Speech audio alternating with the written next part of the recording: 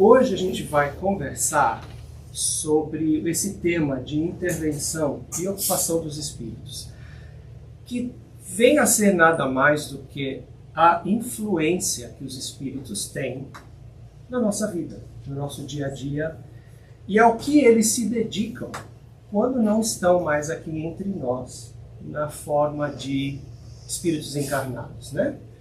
Então a gente vai dar uma olhada um pouquinho nos conceitos, um pouco de histórico, falar da ocupação deles, falar da importância do pensamento, que na verdade toda essa apresentação é o mais importante. Se vocês tiverem que sair daqui com alguma coisa que cala fundo, essa é a parte mesmo, e como eles influenciam nas nossas vidas. E a gente vai estar fazendo isso através de pedaços e trechos de diferentes livros da doutrina espírita, né?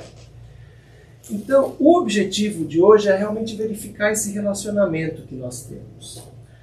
Quem está aqui, pelo menos quem tem alguma noção do espiritismo, ainda que talvez não se considere uma pessoa espírita, sabe que um dos corolários da doutrina é o fato de que nós temos intercâmbio com o plano espiritual constantemente. Não é um fator de privilégio de ninguém, mas nós estamos nesse contato. Então, vem as perguntas, né? O que fazem esses espíritos quando eles estão no estado de desencarnado? Muitas pessoas acham ainda e acreditam que a gente falece, né? O corpo morre e a gente tem aquelas duas opções, né? Ou a gente vai para o céu e vive de glórias e de, né, férias eternas, ou a gente vai para o inferno e sofre para o resto da vida. E no meio desses dois tem o purgatório para aqueles que são um pouquinho melhor, mas também não é nada assim muito de interessante, né? Mas na verdade não, a gente vai estar vendo que, na verdade, a nossa estrutura, a nossa forma de viver na Terra, como encarnados, é que é uma cópia do que eles têm do outro lado, e não vice-versa, né? Como que é o dia a dia deles, a gente vai estar falando um pouquinho de tudo isso, e como eles nos influenciam, né? E até que ponto nós somos instrumentos passíveis de receber essa influência dele, porque são dos dois lados, né? Então a gente vai estar vendo um pouquinho isso também. Vamos começar com algumas definições, porque é importante, especialmente na intervenção, que vem do latim, né, de interventione, que é o efeito de intervir, interferência, mas não só isso, mediação, que é uma das coisas muito importantes que acontece com a influenciação do espírito conosco, que eles nos mediam, eles nos intuem a fazer certas coisas. E a ocupação, que é justamente o fato de você ter algo que você se dedica, que você se incumbe de fazer, etc. Então nós vamos estar vendo isso nesses dois ângulos, da intervenção e da ocupação. Historicamente, a gente sabe que tem a influência dos espíritos sobre encarnados, ela existe desde a época remota, bem remota. Podemos falar da própria cultura egípcia, né? Eles tinham nas pinturas e tudo que eles faziam uma forma de mostrar a conexão das pessoas encarnadas com os deuses, né? Eles acreditavam justamente que as pessoas que eram conectadas com esses deuses depois da morte iam estar com eles. Então, muitas vezes isso era feito através da pessoa encarnada tendo a cabeça com a forma que era o Deus que eles cultuavam, etc. e tal. Então, desde essa época já existia esse entendimento. E, na minha opinião, muito modesta, eu até acho que a conexão deles com o além naquela época é muito mais facilitada e muito mais frequente do que nós hoje em dia. Porque tem muitas coisas dessas civilizações que deixaram de existir, que para nós hoje em dia é mistério, são mistérios, a gente não entende, mas que só pode ser explicada, no meu parecer, com eles tendo contato com uma inteligência muito superior a deles mesmos, né? Passando para outras culturas, como os xamãs ou os curandeiros de tribos, etc., eles também são considerados muitas vezes como os emissores do lado espiritual.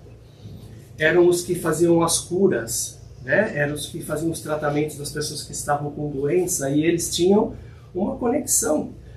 No fundo, essas pessoas eram o quê? O que vocês acham que eles eram? Como a gente chama essas pessoas hoje? Médiums. Todos eles eram médiums, né? E isso existe até hoje em dia, essa conexão com o mundo espiritual sempre existiu. E eu vou dizer mais até, eu sou convencido que até em religiões que abertamente ao público eles não admitem a existência da reencarnação ou a existência da comunicação com os espíritos, as pessoas que estão em posições, vamos assim dizer, altas nessas religiões, têm conhecimento disso. Porque se a gente acredita que a capacidade de ter contato com o mundo espiritual não é privilégio de ninguém, por que que Deus estaria excluindo, por exemplo, padres, sacerdotes, pastores, papa, bispos? Existe muita coisa dentro da igreja que não é revelada para o povo em geral, porque seria como que admitir uma coisa que eles vêm segurando há tanto tempo. Mas eu não consigo, na minha forma de pensar, não consigo imaginar uma pessoa que se dedica a vida inteira a fazer o bem para o outro, numa religião, que não tenha um nível de sensibilidade espiritual mais elevado e ter esse tipo de contato com os espíritos, né? E hoje a gente sabe, né, como eu falei, que a mediunidade não é um privilégio de ninguém. Ela é, em alguns casos, o que a gente costuma dizer, mais aflorada, né? Ela se demonstra de uma forma mais aberta em certas pessoas, mas todos nós temos. E eu vou dizer como. A nossa forma mais fácil de expressão mediúnica que nós temos é a nossa intuição. É quando a gente escuta a nossa consciência e a nossa intuição. Porque são nesses momentos que os espíritos que nos protegem estão soprando ideias para a gente escutar. Mas muitas vezes a gente bloqueia isso. A gente fala, não, isso é invenção da minha cabeça, não pode ser. A gente ignora essas coisas. Por quê? Porque nós também nascemos, crescemos e fomos de uma certa forma doutrinados dentro de uma cultura materialista, que é uma coisa que se eu não vejo não existe. Se eu não tenho como provar, não existe. Então muitas pessoas não acreditam nisso, né? Mas todos nós temos essa capacidade de ter conexão com os espíritos. Algumas vezes eles vêm a nós no sonho, algumas vezes eles vêm a nós de uma forma muito mais evidente, para quem tem a capacidade de ver as pessoas, de escutar as pessoas, né? Mas todos nós temos isso. Então, se eles estão entre nós o tempo todo, como será que é a vida deles? O que será que eles fazem, né? Alguém tem alguma ideia? Alguém tem alguma noção do que é o dia a dia? Você acabou de dizer que nós somos cópia do que eles fazem lá em cima. Uhum. Então trabalham, estudam, Sim. aplicam os ensinamentos. Quem se lembra do livro que dá esse melhor exemplo pra gente? Nosso lar. Exatamente. Então, usando o nosso lar como exemplo, a gente vê que... Aqui já tem uma imagem, depois eu vou falar um pouquinho mais, né? Então, o que eles fazem quando estão desencarnados? Todos os espíritos têm sua ocupação. E essa ocupação ela é progressivamente mais elevada de acordo com a evolução do espírito também. Mas todos eles têm um trabalho. Ninguém está ocioso, exceto o período em que eles estão em recuperação. Pós-desencarnação, que eles às vezes precisam ficar como se fosse uma forma de hospital, até eles se sentirem com forças, né? O dia a dia deles não é diferente do nosso no sentido de que eles trabalham, mas eles também têm uma vida social, eles também podem ter oportunidade de lazer, eles têm oportunidade de ter relações, no outro lado, amorosas e conexões com pessoas, têm uma família e têm uma responsabilidade que é ainda maior pelo fato de quando eles acordam e despertam do outro lado, eles têm um reconhecimento muito mais claro dos compromissos que tinham assumido na sua última encarnação e que cumpriram ou não cumpriram, né? Então a gente vai estar olhando nesses 4 livros para entender a ocupação que os espíritos têm e como eles nos influenciam. Então, no nosso lar, a gente viu que tinha uma organização não só hierárquica de pessoas, mas propriamente física. Ministérios organizados, o Ministério da União Divina, que era o mais importante, que era o que conectavam eles com as entidades mais elevadas que às vezes vinham para dar mensagens.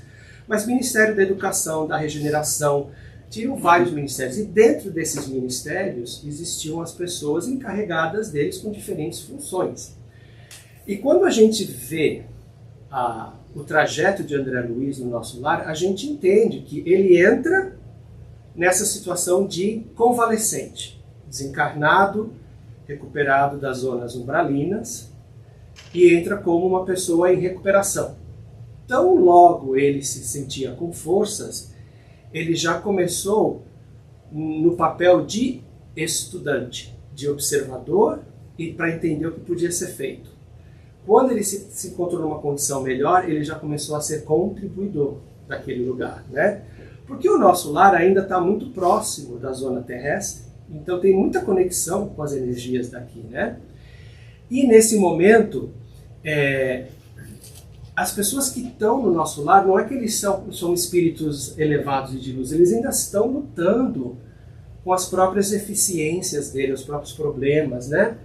E a gente vê na própria história de André Luiz isso demonstrado logo no começo, que ele se sentia, de uma certa forma, discriminado por não logo de cara ter sido dado o trabalho de médico, porque ele era médico quando encarnado aqui.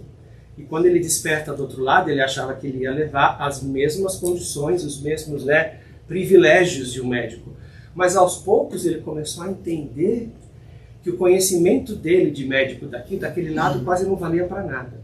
Porque eram outras formas que ele tinha que aprender de como ajudar as pessoas a nível energético, etc. Né? Então, quando a gente lê o livro e quando a gente assiste o filme, a gente vê que é uma comoção diária de pessoas indo para lá e para cá, mas ele sempre tem também horários de lazer, horários de oração. Então, é dizer assim, é uma terra melhorada, né? E para quem não tem muito conhecimento do espiritismo, então eu falei, tudo bem, isso é uma obra de ficção que eles copiaram a Terra, mas na verdade foi o que eu falei no início, é o oposto. Nós somos uma cópia bem piorada disso. Réplica pobre, como eles falam. Exatamente, né? E muitas das coisas, como eles têm inclusive métodos de transporte, como ônibus e outras coisas, por quê? Porque os espíritos que estão lá ainda têm um certo nível de densidade material que requer esse tipo de coisa. Não são espíritos que são tão elevados que eles podem se transportar só pelo pensamento, como alguns, mas eles recebem constantemente, através dessa possibilidade de conexão, emissários que vêm dar informação, mensagens de apoio, mensagens de encorajamento, porque o trabalho do nosso lar é um trabalho difícil. Eles estão lá para justamente resgatar aqueles espíritos que estão na zona umbralina para começar o tratamento deles, para eles poderem começar a melhorar. E é um de não sei nem quantas colônias como essa, imagino que milhares, né, que existem. Então essa é uma forma como a gente começa a ver a influenciação dos espíritos e a como eles vivem, mais que tudo mais como eles vivem do outro lado. E conforme a gente vai lendo as obras de André Luiz, a gente vai começar a ver como os espíritos entram em contato com a gente e influenciam a gente, de certa forma, no nosso dia a dia, né? E isso vem, então, através do Missionários da Luz. Quem aqui já leu Missionários da Luz? Muito bom. Okay. Estou relendo.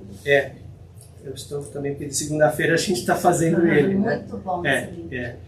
Quem ainda não leu as obras de André Luiz, no meu parecer, é a continuação lógica depois de ter estudado as obras principais do Espiritismo. Você tem o Evangelho, você tem o Livro dos Espíritos, você tem o Livro dos Médiuns, mas se você é uma pessoa que leu o Evangelho e já leu o Livro dos Espíritos e quer agora o que vem depois, a série de André Luiz é como que pegando esses ensinamentos que a gente lê e começando a dar como que uma ideia muito mais clara de como essas coisas se efetuam.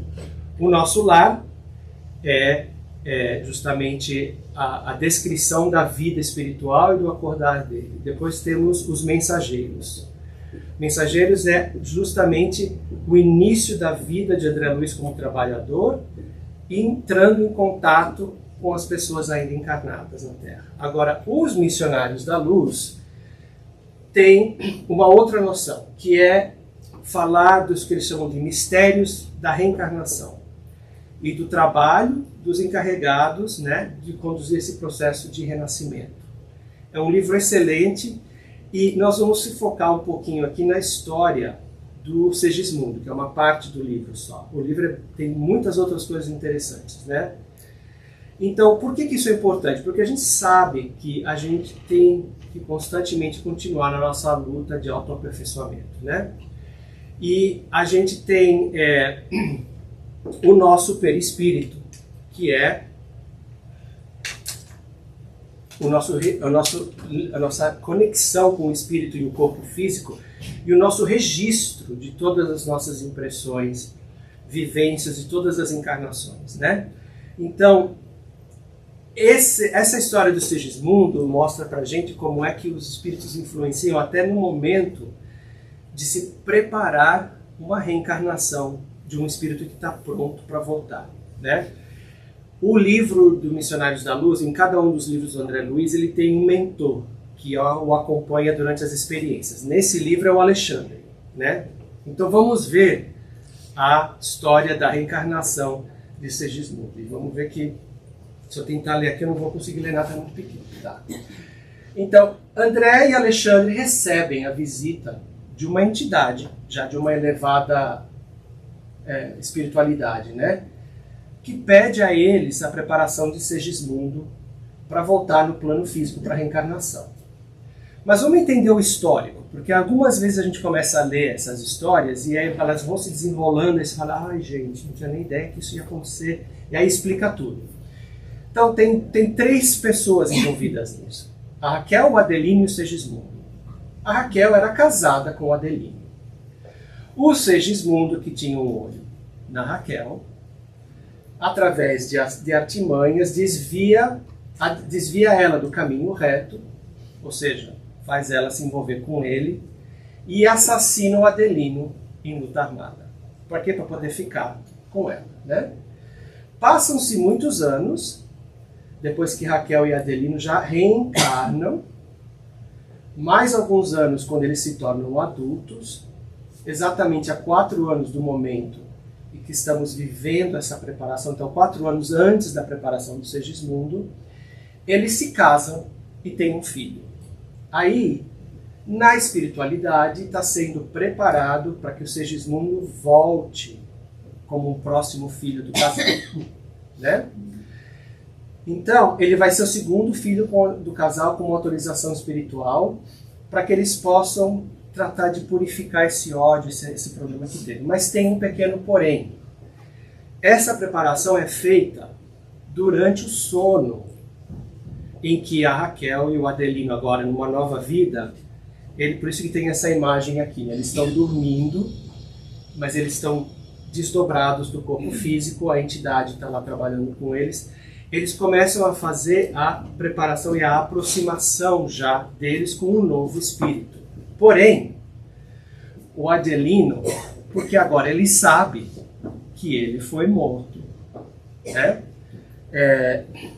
Pelo Segismundo, ele repele essa ideia com todas as forças dele. Ele não quer admitir que ele venha como seu filho, né?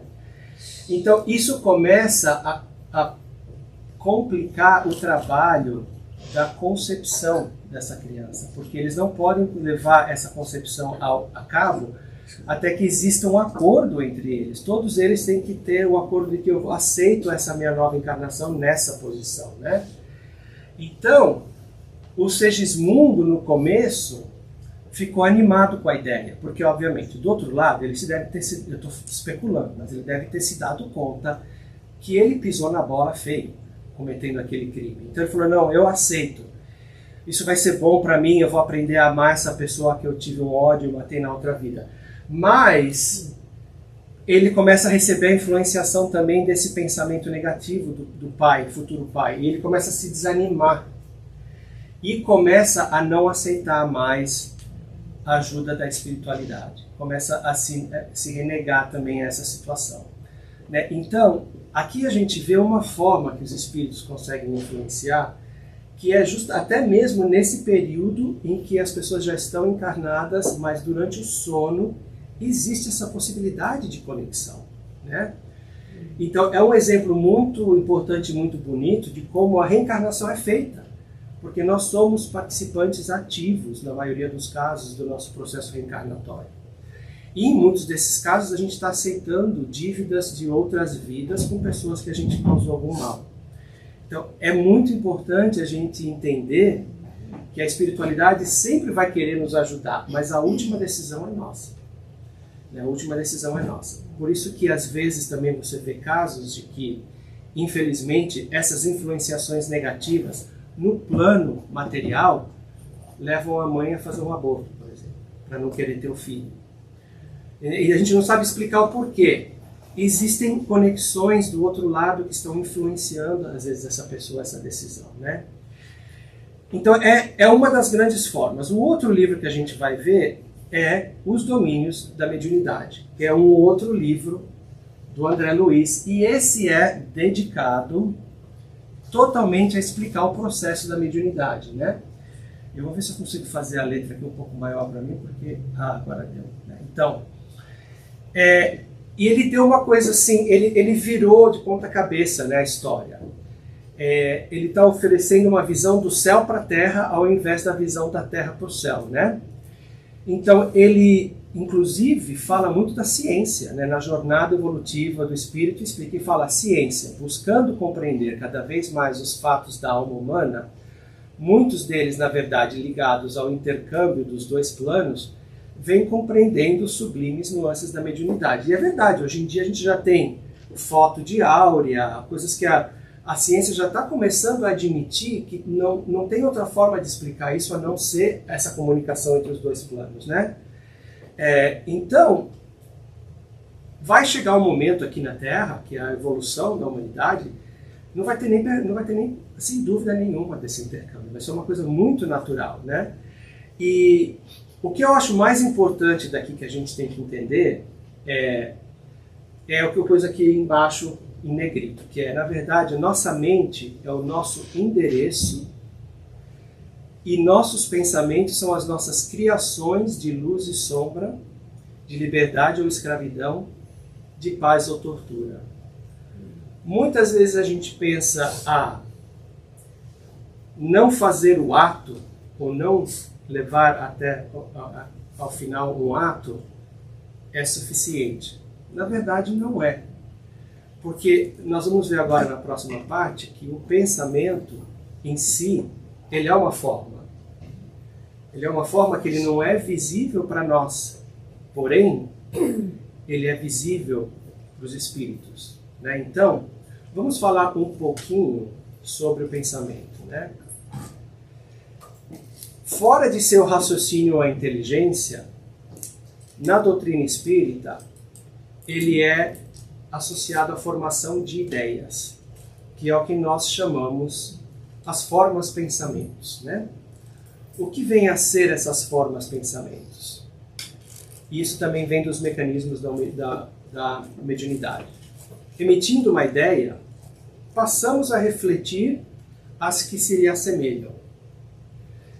Ideia essa para logo que se corporifica com intensidade correspondente à nossas insistências em sustentá-la, mantendo-nos assim espontaneamente em comunicação com todos os que nos exposem o modo de sentir. Ou seja, você fez um pensamento, quanto mais você se foca nesse pensamento, mais isso vai se solidificando, se intensificando.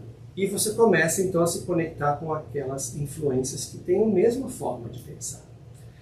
É nessa projeção de forças, a determinarem o compulsório intercâmbio com todas as mentes encarnadas ou desencarnadas, que se nos movimenta o espírito no mundo das formas pensamento. Construções substanciais na esfera da alma, que nos liberam o passo ou nulo escravizam, na pauta do bem ou do mal de nossa escolha. Tá? Isso acontece porque, a gente vai ver no próximo slide, para eles, para os espíritos, não tem como a gente esconder o nosso pensamento. A gente não vê o pensamento dos outros ainda, não lemos ainda, né? Mas eles sim, tá?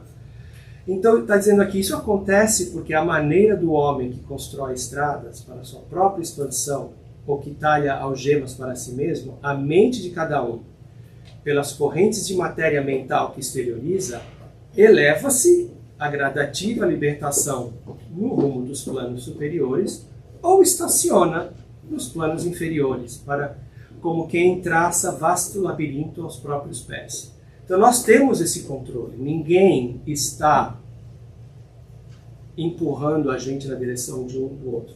É o nosso próprio pensamento aliado ao nosso livre-arbítrio de fazer escolhas, né?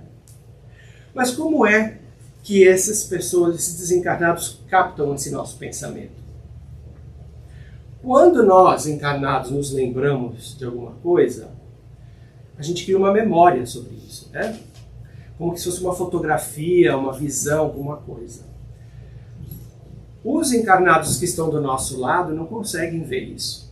Mas para os espíritos, eles como se estivessem lendo um livro. Ou vendo um filme, uma projeção. Eles conseguem ver tudo, né? Então, em alguns casos, inclusive, dependendo da forma de influência que eles têm entre nós, eles podem até ajudar o que a gente está querendo fazer, essa nossa pesquisa, ou perturbá-la, levar a gente para um lado, levar a gente para o outro. Então, quando a gente fala, nossa, eu pensei em fazer alguma coisa de mal para uma pessoa, mas eu não fiz, é melhor já do que se tivesse feito. Mas só o fato de você ter pensado, você gerou essa forma de pensamento, que espíritos podem ver e podem falar, olha só, o Cássio pensou desse jeito, então esse é um ponto fraco dele, né? Vou marcar no meu livrinho aqui, né? Para já saber, para a próxima vez que eu quiser fazer alguma coisa contra ele, já está aqui no meu livrinho. Ainda mais, criando imagens fluídicas, o pensamento se reflete no envoltório perispirítico como num espelho. Então a gente está espelhando isso. A gente não vê o nosso perispírito, mas os espíritos sim podem ver, né? É por isso que eles falam que nada que a gente faz aqui desaparece. Fica tudo registrado no nosso perispírito. E quando a gente chega do outro lado, aos poucos, a gente vai tendo acesso a esses arquivos, que nos dão memória e conhecimento dos nossos erros, também das coisas boas que a gente fez, claro, né? Então, se um homem, por exemplo, tiver a ideia de matar alguém, embora seu corpo material se conserve impassível, o seu corpo fluídico é acionado por essa ideia e a reproduz com todos os matizes. Ele executa fluidicamente o gesto, o ato que o indivíduo premeditou. Seu pensamento cria a imagem da vítima e a cena inteira se desenha, como num quadro, tal qual está na mente. Então, mesmo que você não fez o ato, você na sua cabeça já fez ele inteirinho. A história já está completa e os espíritos conseguem ver isso, né? Então é por isso que, por mais secreto que isso pareça para nós, os espíritos têm acesso a isso. Tanto os espíritos que querem ou que se comprazem nisso, muitas vezes não são nem espíritos, gente, que tem nada contra nós. Mas são espíritos que se comprazem nesse tipo de atividade, nesse nível energético. Você começa a atrair eles. A gente vai ver no próximo slide o porquê disso, né? Você começa a atrair esses espíritos. Então, às vezes, você não entende por que você está passando um dia que você levantou e parece que está dando tudo errado, né? Ou seja, você pegou trânsito para o trabalho, teu chefe está enchendo o saco, aí você vai almoçar, você lembra, puxa, esqueci a comida em casa, não está dando nada certo. Se você parar para pensar, vai no comecinho do seu dia e tenta lembrar quais foram os pensamentos que você nutriu assim que você se despertou. Foram coisas positivas? Foram coisas boas? Ou você já levantou pensando, em problemas, em coisas negativas, no que uma pessoa ruim te fez de ruim no dia anterior, e já está ruminando naquilo. Eu acho que essa frase é do André Luiz. O pensamento forma a imagem e a imagem atrai semelhante. Exatamente. Yeah. Cuidado. Pensou ruim, ó, vai. Tira. E às vezes a gente não se dá conta que a nossa sintonia mental tá para baixo, porque a gente vive numa vida muito corrida, com muitos problemas. Então, requer muito mais esforço você se lembrar de começar o dia com pensamentos bons do que você deixar só a coisa rolar. Se você deixar a coisa só rolar, com certeza você vai estar tendo coisas assim que estão te preocupando, etc. e tal. Normal, todos nós temos, né? Mas é uma chamada para a gente fazer uma certa higienização mental logo que você levantar de manhã, procurar começar o dia com uma coisa boa. Se você gosta de meditar, medita. Se você gosta de ouvir um podcast, põe um podcast de coisa que te levanta. Não um podcast de alguma coisa que já vai te deixar deprimido, etc. e tal, né? Então, nesse caso,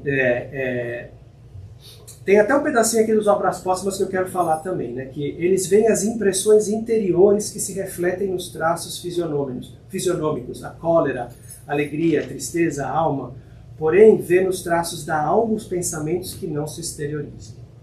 Então, o que a pessoa, às vezes encarnada, consegue descobrir por ver a tua expressão, às vezes uma pessoa não vem e fala, poxa, está tudo bem com você? Você está assim com uma carinha, né, meio para baixo e tal. Você já está mostrando, né? Mas mesmo que você não mostre que você é bom de, né? Disfarçar. Por aquele sorrisão, tal, eles conseguem ver o reflexo disso na tua alma, nas coisas que não se exteriorizam, né? E isso também para os espíritos que são os nossos protetores, eles estão sempre alertas, eles estão sempre procurando como é que eu posso ajudar a tal pessoa nessa situação, como é que eu posso... Mas é difícil às vezes eles chegarem até nós, se a gente continua nesse nível de vibração. Por quê? Porque nós somos rádios. Nós somos como um aparelho de rádio. Os rádios têm ondas curtas, ondas médias e ondas altas.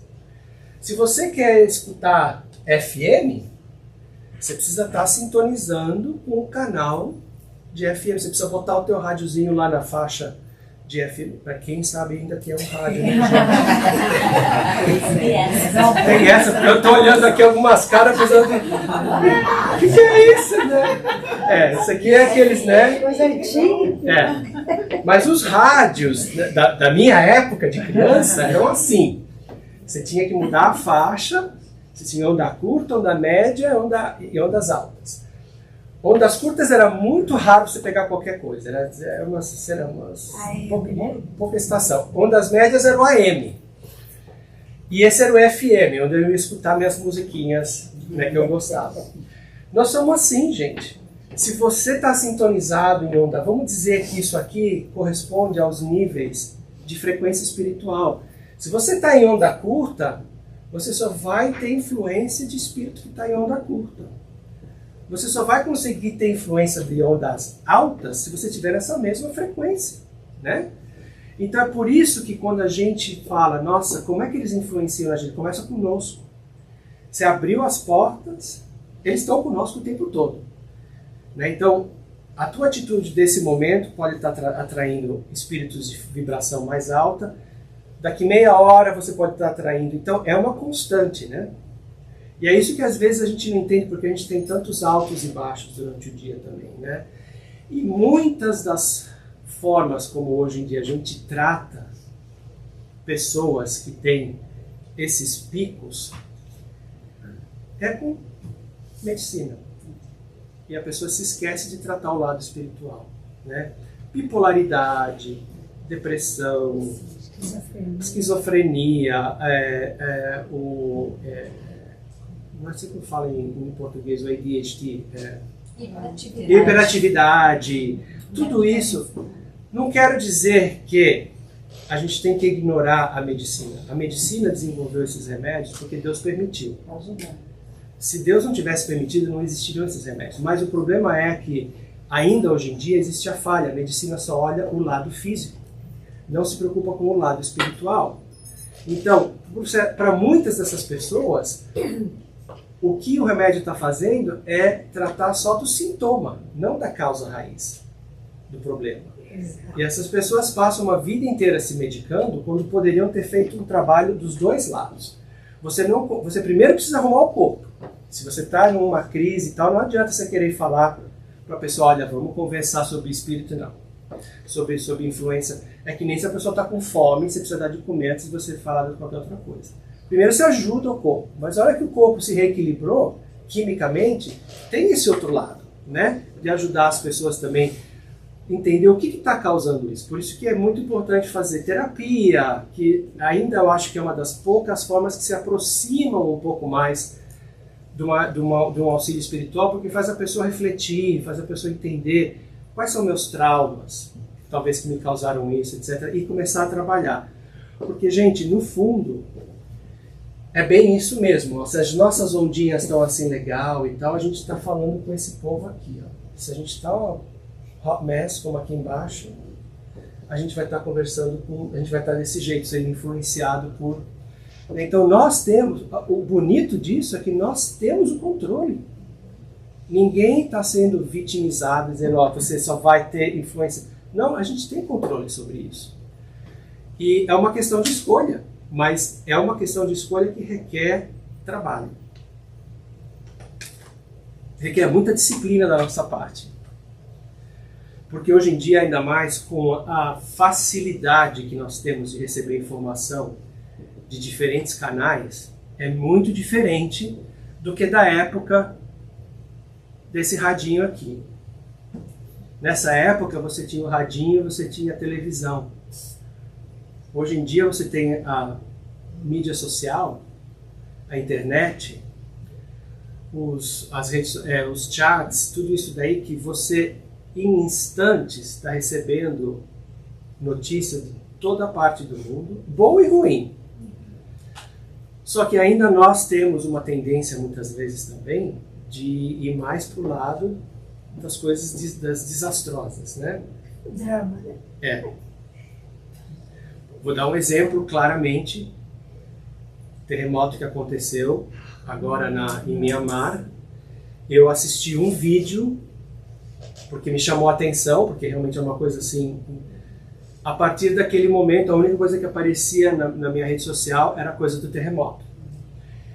E por mais que eu acho assim, tudo bem, é importante a gente ter conhecimento, é importante a gente saber que as pessoas estão sofrendo, muita informação disso joga a sua proteção espiritual lá para baixo. Então o que você tem que fazer nisso? Naquele momento faz uma prece por eles, porque sim, muita gente desencarnou nesse desastre.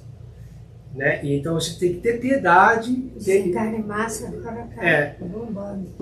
Mas depois desconectar disso, gente, porque isso começa a te jogar lá para baixo, te põe triste, te põe deprimido e tal.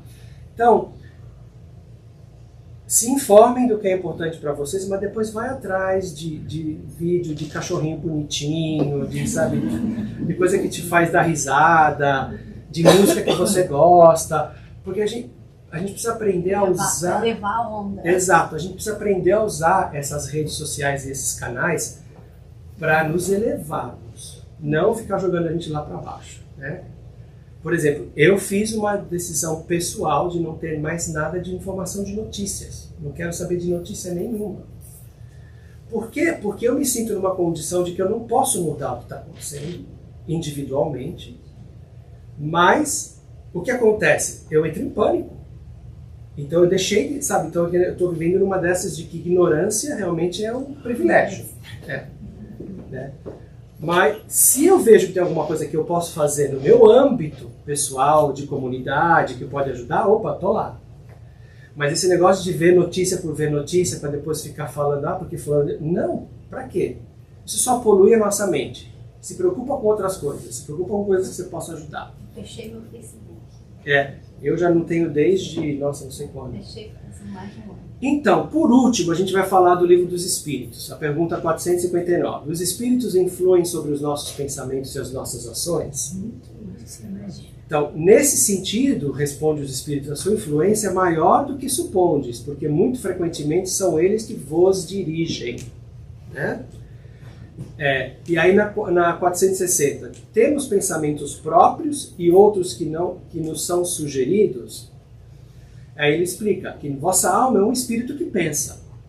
Não ignorais que muitos pensamentos vos ocorrem a um só tempo, sobre o mesmo assunto e frequentemente bastante contraditórios. Pois bem, nesse conjunto há sempre os vossos e os nossos. E é isso que vos deixa na incerteza, porque tendes em vós duas ideias que se combatem. Então, se fosse útil que pudéssemos distinguir claramente os nossos próprios pensamentos daqueles que nos são sugeridos, Deus nos teria dado o meio de fazê-lo, como nos deu o de distinguir o dia e a noite. Quando uma coisa permanece vaga, é que assim deve de ser para o nosso bem. Então, o que quer dizer isso que os Espíritos nos dizem aí? Quando você começa a pensar numa coisa, tem muitos pensamentos que vêm. Aí está uma combinação de coisas que são criadas pelo seu espírito e sugestões que estão sendo feitas pelos espíritos. Sugestões que são boas, se são parte dos seus espíritos protetores e tal. E outras sugestões que, né? Por isso que às vezes a gente fica nessa incerteza. O que eu faço, gente? Tanta coisa na minha cabeça. Nesse momento, o que a gente faz, Dona Ivone? Orar. Exato. Orar. Pedir uma oração e guia. Fala, olha, gente, tá uma confusão danada na minha cabeça. Me ajuda a entender o que eu tenho que fazer. Muitas vezes a gente até pede isso na hora de dormir. Ó, talvez me ajuda, talvez num sonho, alguém possa vir. No dia seguinte você vai acordar, provavelmente você não vai lembrar do sonho em si. Mas às vezes você levanta e fala, poxa, agora está claro. Eu sei o que eu tenho que fazer. É tal coisa e não tal coisa. Essa é a direção que eu tenho que tomar. Para quem é espírita, principalmente, ignorar de que nós estamos sendo influenciados pelos espíritos a cada momento é uma coisa muito perigosa, até. Porque a gente não está tendo controle da nossa vida nesse momento. Você está deixando as coisas correrem, né, sem saber. Então, primeira coisa. O melhor seria não pensar na coisa ruim. Mas se pensou na coisa ruim, se pegue. Fala, opa, não deveria estar pensando nisso. Muda o pensamento. Vai, sempre digo, vai. Vai, passa a vassourinha. Eu sempre uso esse exemplo.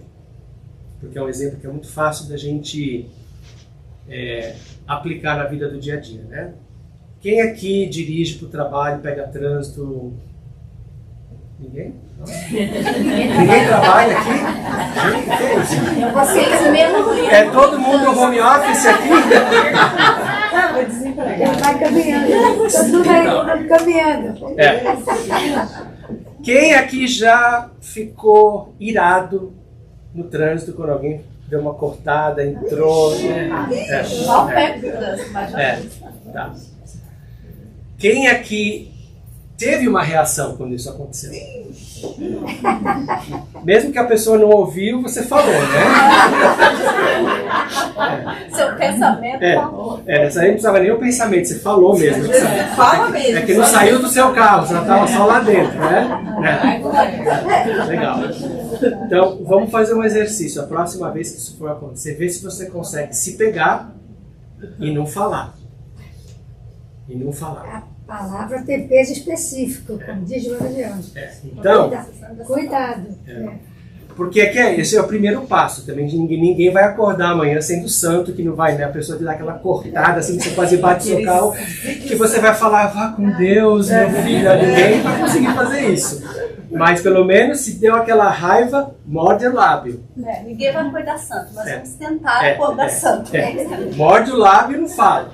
Aí vai praticando isso para ver se você consegue chegar no ponto de já nem começar a pensar. Ou de começar a mudar o seu pensamento. Falando, poxa, essa pessoa deve estar com uma pressa danada, de repente tem alguma emergência na família dele, alguma coisa que a pessoa precisa fazer, eu não estou sabendo, né? Porque a gente acha que só a gente é ocupado, né? Só eu tenho que chegar da minha casa no trabalho, os outros estão tudo curtindo a vida de bom, né? Então, esse tipo de exercício vai ajudando a gente a mudar a nossa forma de reagir com essas coisas. E esse é muito fácil de fazer, porque geralmente nesse país você está no carro sozinho, dirigindo. Porque se você tivesse com alguém, você já ia dar uma controladinha na boca, porque ninguém vai ficar xingando quando tem alguém do lado, né? Mas sozinho você vai fazendo esse exercício e vai se melhorando aos poucos. Porque o que acontece? essas são das coisas que, se você já deu uma dessa no carro, pode contar que o resto do teu dia vai estar... Nossa, sobe tua pressão arterial, você já chega irritado no trabalho, aí você vai pegar o café, espirra o café, já vai dar tudo errado. Suja a roupa, etc e tal, né? Então, como a gente combate essa influência quando ela é negativa? Automelhoramento contínuo. Conheça-te. Essa é a principal coisa que você tem que fazer. Conheça-te e seja honesto com você. Saiba quais são os teus pontos fracos. Porque a gente não tem que ser perfeito. Mas se a gente não é honesto conosco mesmo, a gente não vai ser honesto com ninguém mais. Mas essa é a honestidade mais difícil que a gente tem. De admitir os nossos próprios erros, as nossas próprias debilidades, né? Sabendo, o primeiro passo é você admitir. Quando você sabe, poxa, isso é uma coisa, esse é o meu calcanhar de Aquiles. Se alguém me pisar no dedo aí, eu grito, né? Aí você começa então a tentar mudar o teu pensamento. Primeiro tem que entender o que causa isso. É mesmo o que aquela pessoa está fazendo? Ou isso naquele momento está trazendo uma carga negativa de décadas? Alguma coisa, eu faço uma relação com alguma coisa diferente. Vai se entender. Por isso que eu falo que todo mundo devia ser obrigado a fazer terapia quando chega nos 18 anos por uns 2 anos. Devia ser um ritual de passagem para a vida adulta. Pra gente entrar na vida adulta com a cabeça um pouco melhor, gente. Porque a gente traz tanta porcaria de quando a gente era criança, não por culpa dos pais, por culpa da vida, das experiências que a gente tem, né? Aí, pratica a caridade, gente. Não tem coisa melhor para levantar o teu astral do que fazer alguma coisa para os outros. Não tem melhor. Você pode estar lá embaixo, então, se você tem alguém que está precisando de alguma coisa, vai ajudar, né? E fazer oração em prol daqueles que a gente ofendeu e daqueles que nos ofenderam, porque a prece é outra coisa que a gente tem a tendência de diminuir o valor de uma forma tremenda. A prece é importantíssima e poderosíssima. Uma prece feita de coração tem um poder que a gente não sabe. O plano espiritual fala pra gente que quando as pessoas estão rezando de coração, eles conseguem ver essas colunas de energias que sobem para cima e se espalham por todos os lados, né? E a última, que é a prática do perdão. Essa daí já é, vamos dizer que esse é o nível avançado, né, gente? Esse é o nível avançado do curso de ser uma pessoa encarnada, né? Eu perdoo, mas ele vai pagar. Exato. Eu perdoo, mas tomara que, né? Ou eu perdoo, mas não esqueço. Perdoo, mas não esqueço. Isso aqui está meio que numa ordem, né? Assim, que vai te ajudando. Se a gente conseguir chegar na prática do perdão, gente... Ó, mas quem é que a gente tem que aprender a perdoar primeiro de tudo? Nós mesmos. Exatamente. Né? Porque se a gente continua se condenando pelos nossos erros... Depois o marido. Depois... Cadê o Paulo?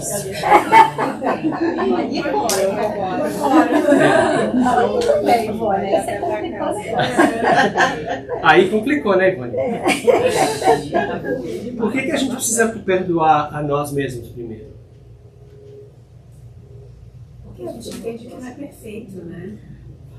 Exatamente. Nós somos a nossa...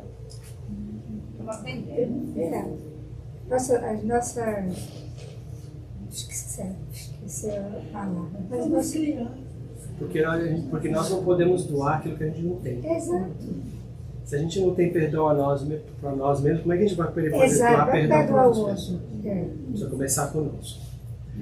Então, concluindo, a nossa mente é como uma antena parabólica conectada com o mundo espiritual 24 horas por dia, 365 dias por ano, tá? Nós temos o controle de onde a gente aponta essa antena, através dos nossos pensamentos. Então vamos cuidar para que ela apenas capte energia positiva, né, daqueles espíritos interessados no nosso bem-estar. E aí hoje vocês aprenderam algumas coisas que podem nos ajudar a fazer isso. Muito obrigado a todos. Obrigado.